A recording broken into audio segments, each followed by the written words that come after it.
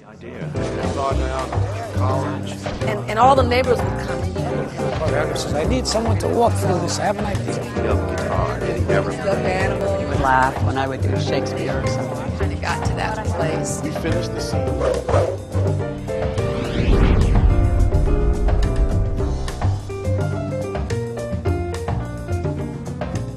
Hi, I'm Marlee Matlin, and I was born and raised in Chicago, Illinois, actually a suburb of Chicago, Morton Grove, Illinois.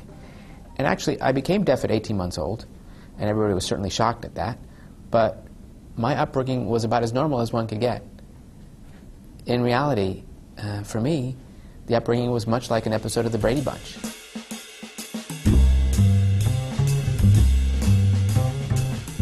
Well, I recall as a little girl thinking that I live in the present. I was that kind of person. And I enjoyed what I had, and whether it was something that my parents gave me, or the friends that I had around me, or the love and support that I got from my brothers, also the protection that they provided me. But there were bad days. For example, once when I was 11, and I remember being so angry that day for some reason, and I thought to myself, when I become an adult, when I get older than 11 years old, I'm going to write a book and tell the world that it's okay to be deaf. So perhaps that was the moment in my life where I realized that I am not going to be a little girl forever, and I knew eventually that there would be a woman down the line waiting for me, which would be who I am today. Well, people have asked me, first of all, if I remember hearing, because I became deaf when I was 18 months old, and I tell them no. But for those who might remember me as a hearing girl, because I've been told that I spoke and I heard, just like anyone else does, I tell them I don't remember that. I wouldn't wake up every morning and say, oh, it's a brand new day and I'm deaf. That's not how I operated. I just went about my business as any other little girl would. Play with my friends, or play dress up, or read Judy Blume books, or go to school and go to learn.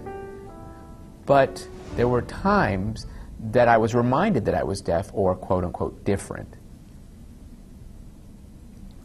And I would stop and think and say, oh, right, I don't hear like they do.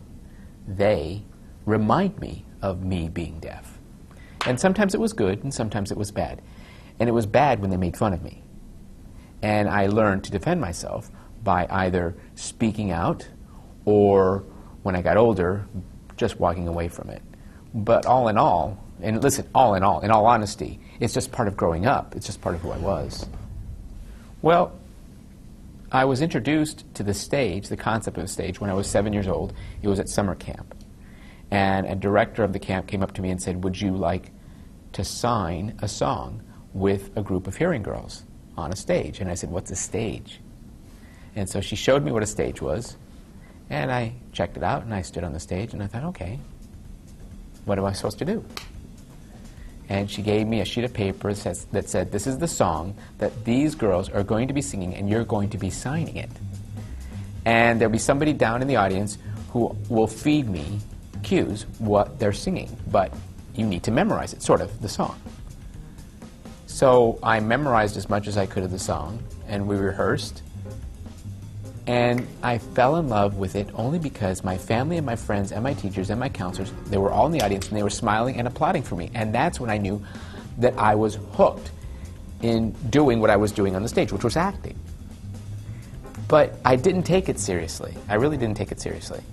I didn't consider that this was going to be my goal, my career, until my mother put me in a more productive, conventional environment where we had deaf and hearing children together acting in a troupe at a place not very far from our home.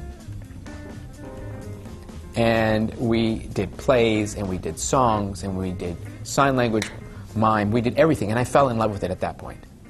But I don't know a specific time. I just recall really enjoying performing for everybody. Actually, I performed at this Center on Deafness where we did those plays and the songs in sign language from 8 until I was 13 or 14 years old. But, I mean, I tried to do the stage. Then I would fly off to New York, and then fly off to California and audition for the film for a completely different role, and I had lots of callbacks.